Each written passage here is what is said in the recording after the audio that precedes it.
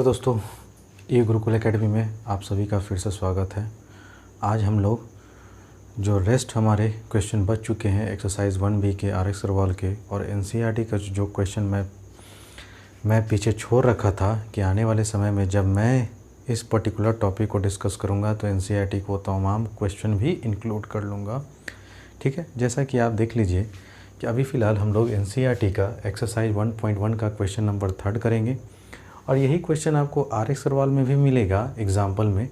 ठीक है ना, तो ये काफ़ी इंपॉर्टेंट क्वेश्चन है दोस्तों। अब जो भी क्वेश्चन डिस्कस करेंगे ना दोस्तों, उसमें एक बात जान लीजिए, है ना, कि जितने भी क्वेश्चन आपको मिलेंगे एचसीएफ एलसीएम के वो काफ़ी लंबे चौड़े और तगड़े टाइप के क्वेश्चन होंगे।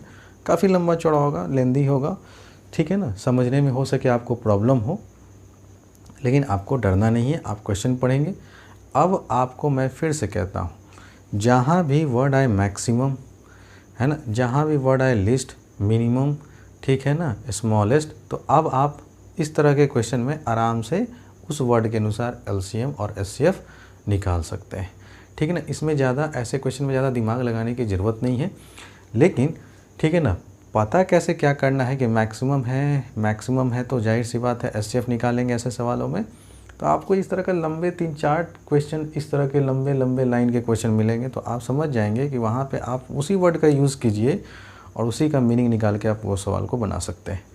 ठीक है, लेकिन जिनको ऐसे सवाल को समझना है वो समझें कि ये सवाल क्या कहता है। जैसे कहा जा रहा है कि an army contingent of 616 members is to march, है ना, behind an army band of 32 members. तो ये मेरा मान लीजिए बैंड है 32 मेंबर्स का, इसके पीछे आर्मी जो है, आर्मी का जो कंटिजेंट है वो मार्च कर रहा है पीछे पीछे। तो बैंड वाला आगे आगे और आर्मी का जो सोल्जर्स है वो पीछे पीछे परेड कर रहे हैं। The two groups are to be march in the same number of columns. अब ये जो दोनों ग्रुप है ना दोस्तों, बैंड का और आर्मी का, इनका सेम नंबर ऑफ कॉलम्स है। अब हमको तो मालूम नहीं है कि इस तरह से मान लीजिए 1 column, 2 column, 3 column, 4 column, 5 column, कितने कॉलम भाई। तो हम मान लेते हैं कि लेट कर लेते हैं, लेट, हाँ दोस्तों, let n number of total column. हमने मान लिया कि इस तरह से total n number of columns है। कितने लाइन है दोस्तों मुझे पता नहीं, n नंबर मान लिए। ठीक इसी तरह से जितने बैंड के नंबर ऑफ कॉलम्स होंगे उतना ही आर्मी के भी नंबर ऑफ कॉलम्स होंगे। ठीक है, तो इस तरह से देख रहे हैं ना आप, 1 column, 2 column, 3 column, 4 column, 5 column. तो मान लेते हैं कि n नंबर ऑफ कॉलम्स है बैंड के और n number of columns total किसके हैं, आर्मी के भी हैं। ठीक है, अच्छा, अब हम ये देखना चाह रहे हैं कि ये बैंड जो है 32 मेंबर में, उसमें ये मान लेते हैं कि let x number of band members in each column. हर एक कॉलम में कितने बैंड मेंबर हैं वो हमको नहीं मालूम, तो हम मान लिए कि हर बैंड में x नंबर ऑफ क्या है, हमारे बैंड मेंबर हैं ईच कॉलम में। ठीक इसी तरह से आर्मी के जो सोल्जर्स हैं वो मान लेते हैं कि y नंबर ऑफ आर्मी के सोल्जर्स हैं ईच कॉलम में। ठीक है, तो अब आप बताइए, यहाँ से क्वेश्चन देखिए दोस्तों क्या बोल रहा है, मैक्सिमम नंबर ऑफ कॉलम्स। हमको क्या निकालना है दोस्तों, मैक्सिमम नंबर ऑफ कॉलम्स निकालना है। अगर मैक्सिमम नंबर ऑफ कॉलम्स निकालना है इसका मतलब क्या निकालना है दोस्तों, हम लोग को एचसीएफ निकालना है फाइनली, क्योंकि वर्ड देख लिए मैक्सिमम। अब इसको समझते भी है। अब बताइए total number of band member कितने हैं, 32। हर कॉलम में कितने बैंड मेंबर हैं, x, और हर कॉलम में, ठीक है ना, हाँ, n है ना टोटल नंबर ऑफ कॉलम्स। ठीक है, अच्छा, हर कॉलम में कितने मेंबर है दोस्तों, बैंड मेंबर x मेंबर है एक कॉलम में। टोटल नंबर ऑफ कॉलम्स हमने कितना माना था, n, तो n नंबर ऑफ कॉलम्स में कितने हो जाएंगे, x इंटू n। ये आपका हो गया फर्स्ट। अब आइए सेकंड, आर्मी कंटीजेंट की बात करें तो टोटल नंबर ऑफ मेंबर इसमें कितने हैं दोस्तों, 616। एक कॉलम में हमने क्या माना, y मेंबर है आर्मी के। ठीक है ना, एक कॉलम में y मेंबर है तो बताइए n कॉलम में कितने मेंबर होंगे, y इंटू n होंगे। अब आप देख रहे होंगे दोस्तों कि ये जो n है मेरा दोनों में क्या है, कॉमन। और आपको मैक्सिमम पूछ रहा है, इसका मतलब मैक्सिमम क्या होता है, कॉमन, हाईएस्ट कॉमन फैक्टर ही तो होता है। इसका मतलब आपको क्या निकालना है दोस्तों, HCF निकालना है। तो हम लोग अब देयरफॉर HCF निकाल लेंगे 32 का और 616 का। तो आइए दोस्तों इसको मिटाते हैं और HCF निकालना सीखते हैं।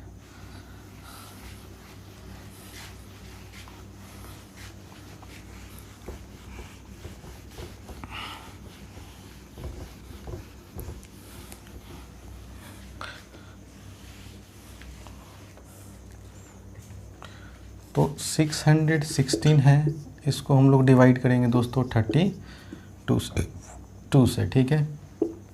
तो एक बार में चला जाएगा 32, 11 में से 2 गया 9, 5 में से 3 गया 2 और फिर यहाँ आया दोस्तों 6। अब यहाँ अगर देखें तो 30 अगर समझते हैं दोस्तों, तो यहाँ पे हमको 30 करीब लाना है। तो 8 3 जा 24, 9 3 जा 27। तो 32 को थोड़ा 9 से गुना करके देखिए तो 9 2 जा 18, हाथ में 1 9 27 और 1 28। तो ये 9 बार में कैंसिल हो चला जाएगा 288। 16 में से 8 गया दोस्तों 8, ये हो गया 0, कट गया और ये भी कट गया। अब इस 32 को यहाँ पे उतारिए और जब डिवाइड करेंगे तो ये कैंसिल होकर 0 हो जाएगा और लास्ट डिवाइज़र ही आपका क्या होता है दोस्तों, HCF। देयरफॉर क्या था क्वेश्चन में आपसे पूछा जा रहा था, total number of, what is the maximum number of column. तो देयरफॉर आप लिखेंगे मैक्सिमम नंबर ऑफ कॉलम्स जो होगा दोस्तों वो आपका 8 होगा और यही आपका आंसर हो गया। ठीक है, उम्मीद करता हूँ दोस्तों आपको बहुत अच्छे से ये सवाल समझ में आया होगा। एक बार स्क्रीनशॉट लीजिए, टेक योर टाइम प्लीज़।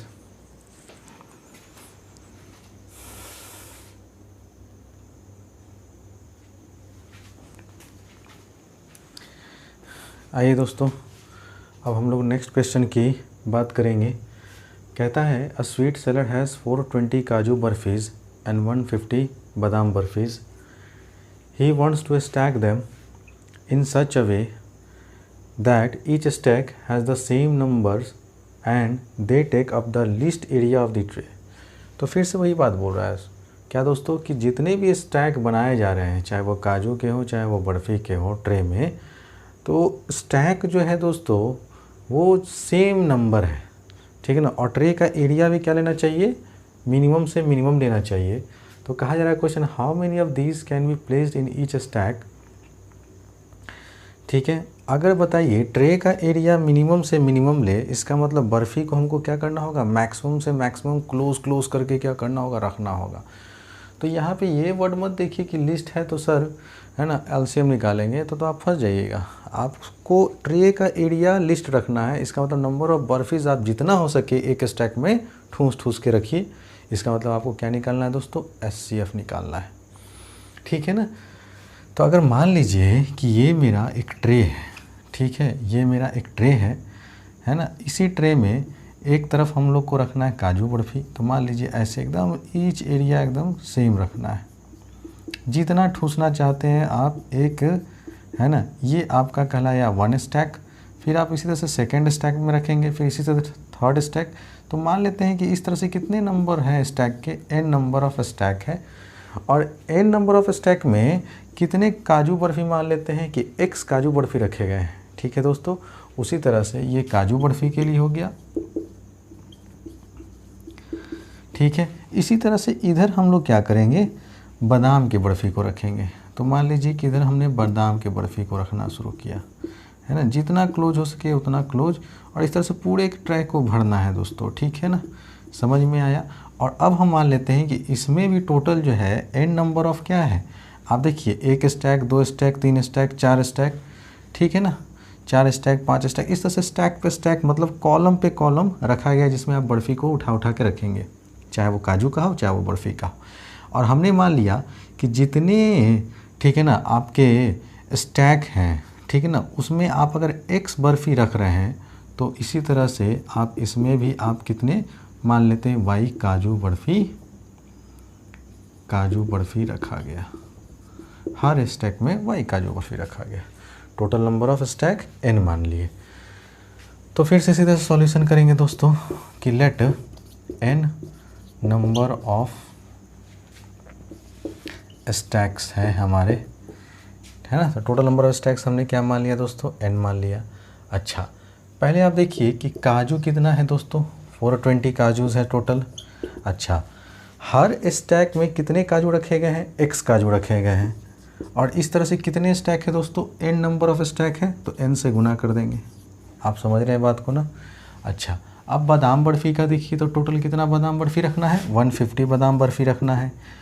एक स्टैक में आप बादाम बर्फ़ी मान लेते हैं कितने रखे हैं, y नंबर ऑफ बादाम बर्फ़ी एक स्टैक में है। तो बताइए total n number of stacks में कितने होंगे।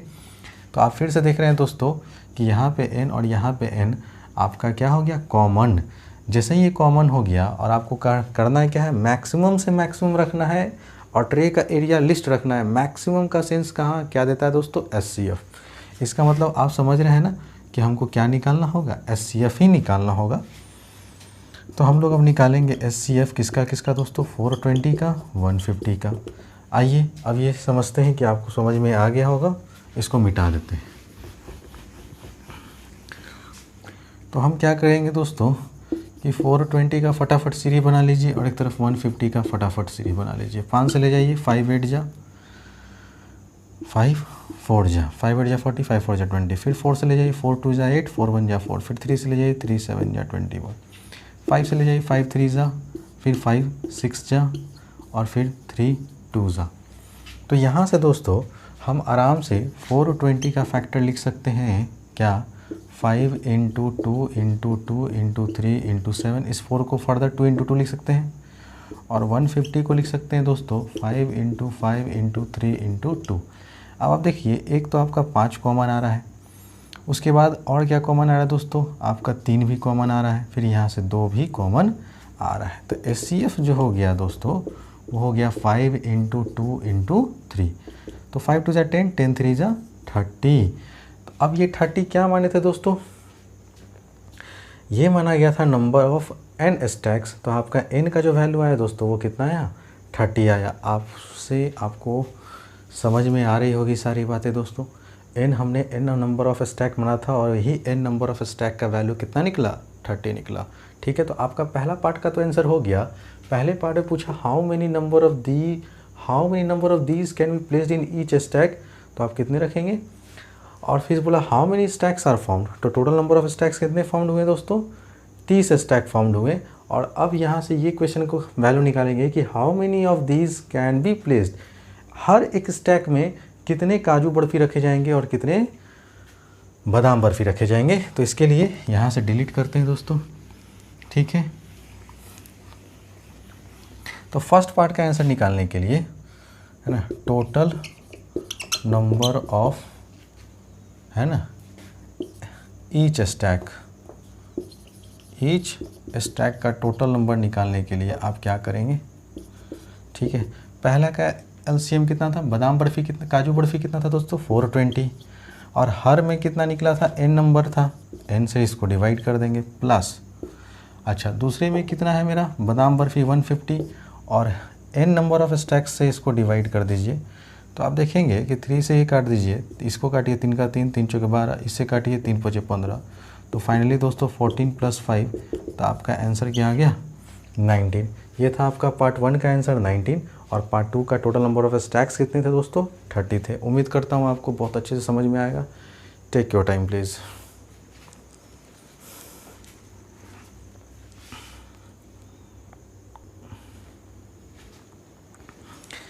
आइए दोस्तों नेक्स्ट क्वेश्चन देखते हैं।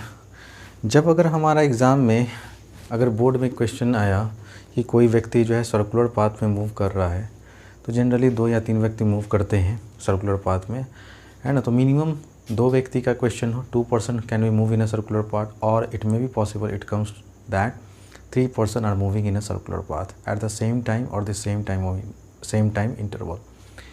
तो in such kind of question friends, you have to simply find out the LCM of the given number, because है ना, if a person starts at the same time and at what time they will meet together, then in this kind of questions we have to calculate the LCM of the given number instead of taking out the HCF. Are you getting my point? तो all such kind of questions which are related to a person moving in a circular path, you must have to calculate only the LCM of the given number. ठीक है ना. तो आइए इस question को देखते हैं. जैसे क्वेश्चन है Ravi and Ruchi drive around a circular path, है ना, स्पोर्ट्स फील्ड. ठीक है. Ravi takes 16 minute to take 1 round. तो मान लीजिए कि ये हमारा जो लड़का है रवि, ठीक है ना, ये यहाँ से दौड़ना शुरू किया और इसको यहाँ से दौड़ते दौड़ते ये जब वापस आया तो इसको टोटल जो टाइम लग रहा है, total time taken by Ravi, इसको लग रहा है 16 मिनट. जबकि इसी की एक और दोस्त है Ruchi, completes the round in 20 minute. और रुचि चूँकि लड़की है ना, तो इसको थोड़ा सा ज़्यादा समय लगा. और फिर अगर रुचि की हम बात करें तो रुचि भी इसी पॉइंट से ही स्टार्ट करती है दौड़ना. ठीक है ना दोस्तों, है ना. तो रुचि भी इसी पॉइंट से सर्कुलर पाथ में दौड़ना स्टार्ट करती है, लेकिन इसको जो टाइम लगता है टोटल, ये लगता है दोस्तों 20 मिनट, है ना. तो time taken by Ravi to complete 1 round is 16 minute and the time taken by Ruchi to complete 1 round in a circular path is 20 minute. ठीक है ना. Now question, what is question? If both start at the same point, तो let us suppose that Ravi and Ruchi starts from point A. ठीक है, eight the same time, और in time interval भी क्या है दोस्तों, सेम है, and go in the same direction, और दोनों एक ही डायरेक्शन में मूव कर रहे हैं. तो after how much time, question पूछा after how much time will they meet at the starting point. तो कितने समय के बाद ये स्टार्टिंग पॉइंट पे फिर से वापस मिल जाएंगे.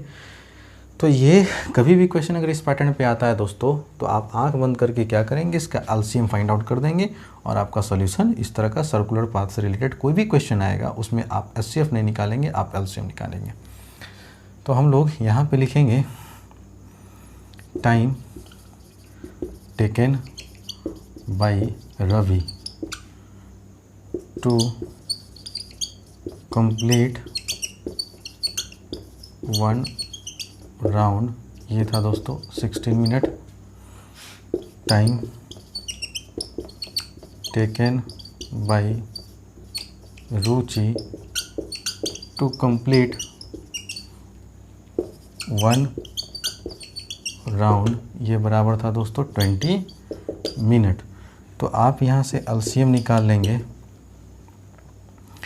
तो अगर एलसीएम निकालेंगे दोस्तों तो क्या आएगा, नाउ आप 16 को लिख सकते हैं 2 × 2 × 2 × 2, और दूसरा था 20 ना, तो आप 20 को लिख सकते हैं 5 4 जा, इसका मतलब 2 × 2 × 5, है ना. तो आपको पूछा हाउ मच टाइम, है ना. तो रिक्वायर्ड टाइम दोस्तों क्या आएगा, रिक्वायर्ड टाइम जो आ जाएगा, यह आ जाएगा यहाँ से 2 कॉमन, फिर यहाँ से 2 कॉमन, और कुछ दोस्तों कोई कुछ भी कॉमन नहीं. तो 4 मिनट के बाद, है ना, ये एक दूसरे से वापस क्या होंगे दोस्तों, मिल जाएंगे. आप एक बार इसका स्क्रीनशॉट ले लीजिए. ठीक है ना. Take your time please.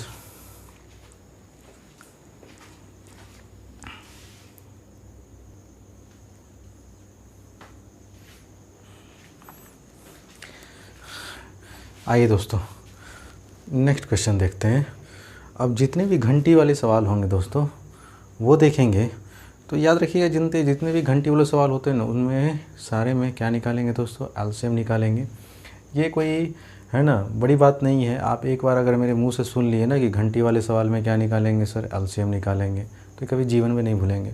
तो जितना भी घंटी वाला टाइम वाला सवाल होगा सब में आप क्या करेंगे, ठीक है ना, एलसीएम निकालेंगे. कोई भी अगर सवाल आपका सर्कुलर मोशन में आता है तो क्या निकालेंगे, एलसीएम निकालेंगे. काजू बर्फी वाला बता ही दिए आपको.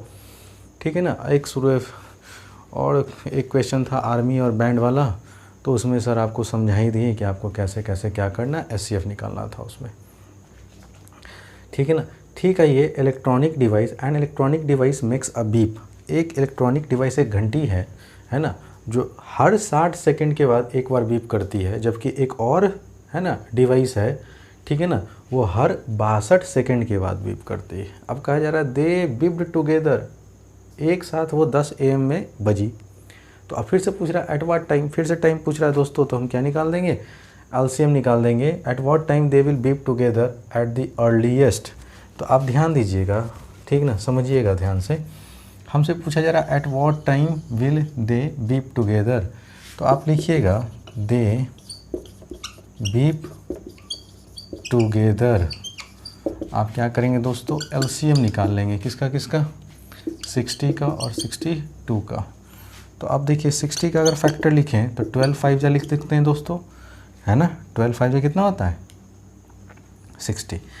अब इस 12 को भी फर्दर हम लिख सकते हैं 4 इंटू कितना, 3। और जिनको प्रॉब्लम होता है तो वो सीढ़ी बना लीजिए दोस्तों, कोई दिक्कत नहीं है। 2 से 30 बार में, 2 से 15 बार में, 3 से 5 बार में, ठीक है ना। और इधर 62 का बना लीजिए 2 से 31 बार में, ठीक है दोस्तों। तो आप अगर एलसीएम निकालें तो 60 का प्राइम फैक्टर आया 2 इंटू 2 इंटू 3 इंटू 5, जबकि 62 का जो प्राइम फैक्टर आया 2 इंटू 31 आया, ठीक है ना। तो अगर आपसे पूछा जाए कि एलसीएम क्या होगा सर, तो आप बोलेंगे एलसीएम होगा 2 तो कॉमन है ही, तो एक 2 आ गया, बाकी जो बच गया वो सब लिख देंगे ना। तो 2 इंटू 3 इंटू 5 इंटू 31। अब देखिए 2 2 जा 4, 4 3 जा 12, 12 5 जा 60, और इसका मल्टीप्लाई 31 से। तो 31 को अगर 6 से आप मल्टीप्लाई करेंगे तो यह आ जाएगा 1860। ये आया आपका सेकेंड्स में। क्यों दोस्तों, क्योंकि ये जो है 60 सेकेंड में इंटरवल पे बीप कर रहा था और ये 62 सेकेंड में बीप कर रहा था। तो ये आपका भी आंसर नहीं हुआ, ठीक है ना। अब आप जानते हैं क्या, ये पूछा जा रहा है कि eight what time they will beep together at the earliest. जब ये दोबारा एक साथ बीप करेगा, उससे पहले जो है पहली वाली घंटी 60 सेकंड के अंदर एक बार ऑलरेडी बीप कर चुका है, इसलिए इस रिक्वायर्ड सॉल्यूशन के लिए आप क्या करेंगे, जो आपका एलसीएम आया उसको फिर से एक बार 60 से डिवाइड कर दीजिए, ठीक है। तो इतना मिनट, ठीक है दोस्तों। तो एक इस सेकंड को मैंने क्या किया, मिनट में चेंज कर दिया। ध्यान से देखिएगा, ये 1860 क्या आया, मेरा सेकंड आया। इस सेकंड को मैंने मिनट में चेंज किया बाय डिवाइडिंग 60। 60 से मैंने डिवाइड किया तो ये आ गया 31 मिनट। मतलब कि ये फिर से एक बार जो है एक साथ टुगेदर 31 मिनट के बाद बजना शुरू होगा। तो टाइम पहले कितना था दोस्तों, 10 बज रहा था। 10:31 के बाद ये दोनों साथ में टुगेदर बीप करेंगे। Therefore they beeped together at 10:31 AM में कर दीजिए। तो 10:31 AM सुबह में फिर से ये बीप करना शुरू करेगा, ठीक है दोस्तों। एक बार स्क्रीनशॉट ले लीजिए।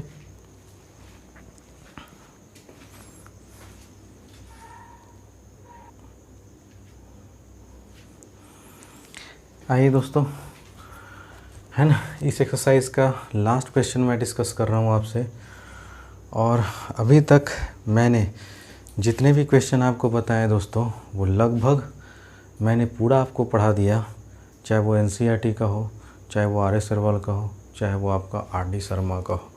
अब आपको करना है क्या, ठीक है ना, कि आप जो भी अभी प्लेलिस्ट हुआ है दोस्तों, ये अभी पार्ट नंबर 9 है रियल नंबर का क्लास 10 का। तो जो बच्चे अभी तक part 8, part 7, part 6, part 5, part 4, part 3, part 2 और पार्ट 1 नहीं देखे हैं, है ना, तो वो पहले जाके मेरे प्लेलिस्ट में जाके पार्ट नंबर 1 से आप देखना शुरू करें। और धीरे धीरे आधे घंटे समय दे देकर आप प्रॉपर जो है एक मैथ्स का नोट्स प्रिपेयर करते चले जाएं।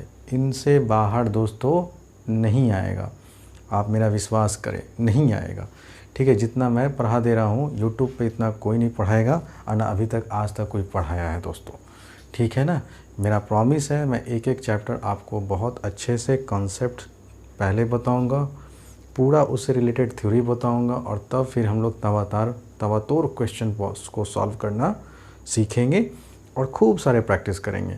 इसके बाद जैसे ही मेरा रियल नंबर ख़त्म होगा दोस्तों, हम लोग क्या करेंगे, प्रीवियस ईयर बोर्ड के जितने भी इम्पॉर्टेंट क्वेश्चंस सिर्फ और सिर्फ रियल नंबर से पूछे गए हैं, वो इसी वक्त इसी बोर्ड पे और इसी जगह पे आपको सॉल्व कराया जाएगा, एक एक प्रॉब्लम को सॉल्व कराया जाएगा। आप लोग एकदम, अगर मेरा चैनल सब्सक्राइब नहीं किए तो आप लोग चैनल को एकदम सब्सक्राइब कर लीजिए, क्योंकि ये आपका लाइफ का टर्निंग पॉइंट होगा, है ना, कि आप बहुत बेहतरीन जगह और बहुत बेहतरीन चैनल पे आप पढ़ रहे हैं, ठीक है ना। आइए दोस्तों, इस पैटर्न को हम लोग देखते हैं कि इस पैटर्न में हम लोग को सवाल क्या दिए गए हैं और ऐसे सवाल को कैसे सॉल्व करेंगे। सबसे पहले सवाल पढ़िए आप लोग। कह रहा है find the least number of square tiles required to pave the ceiling of a room. Room का सीलिंग, ठीक है, जो कि 15 मीटर 17 सेंटीमीटर लॉन्ग है और 9 मीटर 2 सेंटीमीटर ब्रॉड है।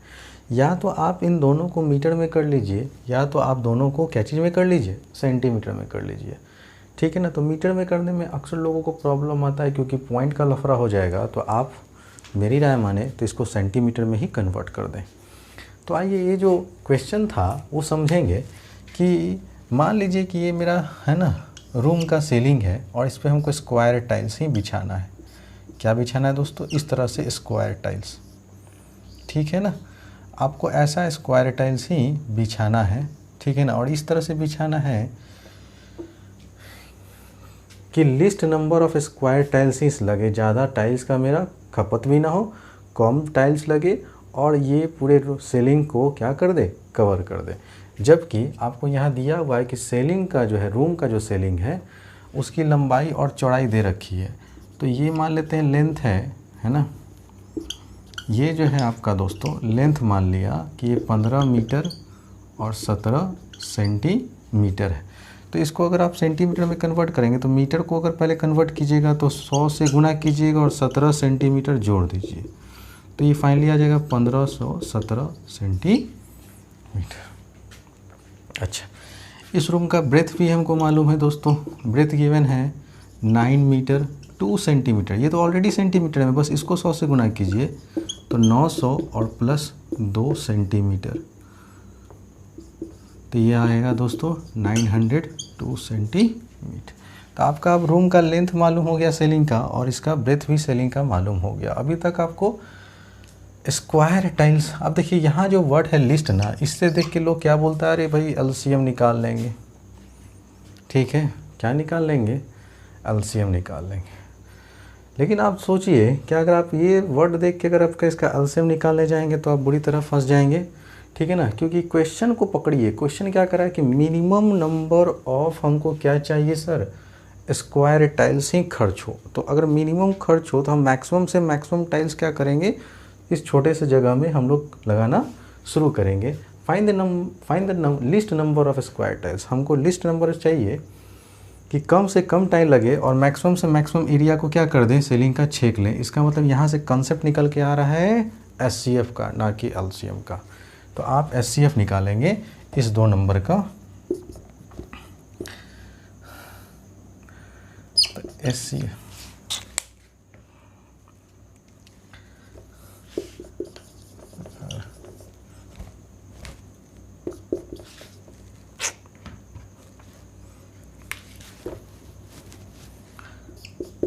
एचसीएफ निकालना है दोस्तों 902 और 1517 का एचसीएफ निकालना है, ठीक है। तो आप फिर से क्या करेंगे दोस्तों, सीढ़ी बना लें 902 की, ठीक है ना। तो 2 से ले जाएंगे, 2 चौके 8, 2 पचे 10, 2 एकम 2। अब आप देखिए कि इसको हम कितना से करें कि ये कट जाए। तो 11 से ही कट रहा है दोस्तों, तो अब 11 से ले जाएंगे। 11 4 जा 44 और 11 1 जा 11, तो ये इसका आ गया फैक्टर 902 का।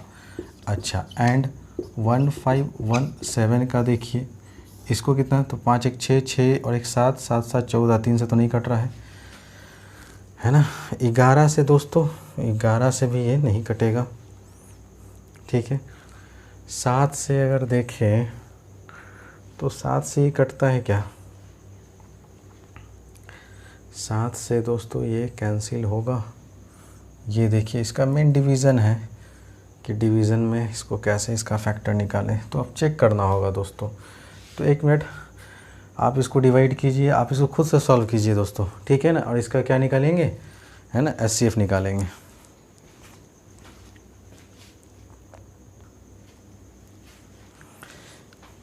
आइए दोस्तों, जब आप 1517 को अगर आप डिवाइड करने की कोशिश करेंगे ना दोस्तों, तो ये है ना, डायरेक्ट आप इसको क्या कीजिए 41 से डिवाइड कर लीजिए।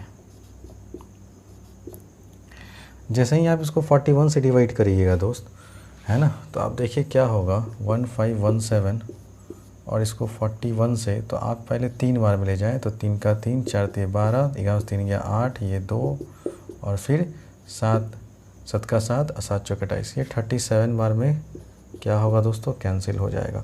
तब यहाँ से इसका SCF जो आएगा, देयरफॉर है ना, रिक्वायर्ड SCF जो होगा फ्रेंड, वो हो जाएगा मेरा, देख लीजिए कि इसमें कॉमन क्या है। तो 902 में आप लिख सकते हैं 2 × 11 × 41, जबकि 1517 को आप लिखेंगे 41 इंटू कितना दोस्तों 37। तो आपका देखिए कॉमन और कॉमन सिर्फ 41 है, तो SCF कितना है दोस्तों 41। और ये जो SCF आया है 41 दोस्तों, ये दरअसल हमारा आ गया है स्क्वायर टाइल्स का साइड। तो अगर ये मान लीजिए कि 40, ये मेरा स्क्वायर टाइल्स है दोस्तों, ठीक है ना, तो इस स्क्वायर टाइल्स का एक साइड कितना है 41, तो सभी साइड कितने होंगे 41, ठीक है ना। तो ये तो आपका स्क्वायर टाइल्स का साइड आया, और आपको पूछा गया कि लिस्ट नंबर संख्या निकालिए। तो देयरफॉर आप यहाँ से लिखेंगे total number of square tiles required. ये क्या करेंगे दोस्तों, रूम का जो एरिया है, एरिया ऑफ रूम बटा area of a square tiles, divide कीजिए आराम से। तो एरिया ऑफ रूम कितना था दोस्तों 1517, और ब्रेथ कितना है 902, ठीक है, ये आ जाएगा सेंटीमीटर स्क्वायर में, ठीक है। और यहाँ पे एरिया ऑफ स्क्वायर टाइल्स जो कि होता है साइड इंटू साइड, तो 41 × 41, और ये भी सेंटीमीटर स्क्वायर से ये स्क्वायर कैंसिल। और जब आप इसको सॉल्व करेंगे ना दोस्तों, तो आपका आंसर फाइनल आ जाएगा। आगे आप लोग खुद सॉल्व कर लेंगे, ठीक है ना। तो इस तरह से क्या देखें दोस्तों कि हमने बहुत आसान तरीके से रियल नंबर का एक सबसे जो मेजर पोर्शन और जो सबसे टाइम टेकिंग पोर्शन था दोस्तों, वो अब कंप्लीट हो चुका है। अब अगले क्लास मतलब कि पार्ट 10th में अगर हम जाएंगे, तो एक वीडियो में एक एक्सरसाइज ख़त्म होगा, फिर एक वीडियो में एक एक्सरसाइज ख़त्म होगा, ठीक है दोस्तों। अगर आपको मेरे पढ़ाने का तौर तरीका काफ़ी पसंद आ रहा हो, सब कुछ अच्छे से समझ में आ रहा हो, तो आप मेरे वीडियोस को लाइक करें, चैनल को सब्सक्राइब करें, और जितना हो सके अपने मैक्सिमम से मैक्सिमम दोस्तों के पास मेरे वीडियोस को शेयर करें, ठीक है दोस्तों। अगली क्लास में हम लोग पार्ट 10 के बारे में पढ़ेंगे, और वहाँ रैशनल नंबर अब आपको बहुत डीप स्टडी है ना, बहुत डीपली मैं पढ़ाऊँगा, ठीक है दोस्तों। थैंक यू फॉर वॉचिंग, बने रहिए ई गुरुकुल एकेडमी के साथ।